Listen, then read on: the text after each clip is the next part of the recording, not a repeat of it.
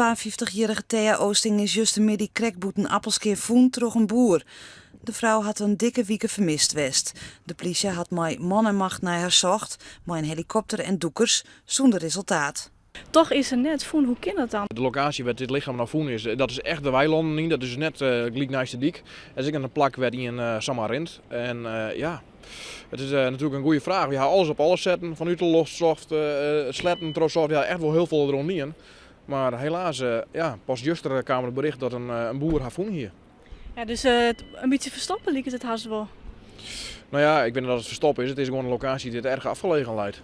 Thea Oosting is 19 februari voor het laatst met haar man sjoen in café Het Oude Vat in Appelskeer. Het was gezellig.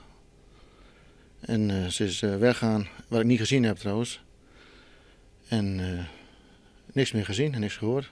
Ze is alleen nog naar Hoesta gegaan. Haar man is later terug de café-eigenaar naar Hoesta bracht. De volgende dag belde die man mij op dat ze niet thuisgekomen was. En dat is het. En wat toch jou toen je dat deed? Dit is mis. Er is door voort met een groep dwarpsbewoners naar haar zocht, langs de route van de kroeg naar haar huis. Ek al is ze voen, er is nog geen eind aan de onwisse situatie. Ik heb vanmorgen toevallig nog met een van de familieleden praat en die jongen zei ook, ik bleef met 1000 vragen bleef ik in mijn kop zitten. En ja, dat is bij ons ook zo. Het leeft hier wel in Appelskijk. Ik merk aan een heleboel mensen dat ze toch wel een beetje huiverig zijn en de deuren allemaal op slot doen.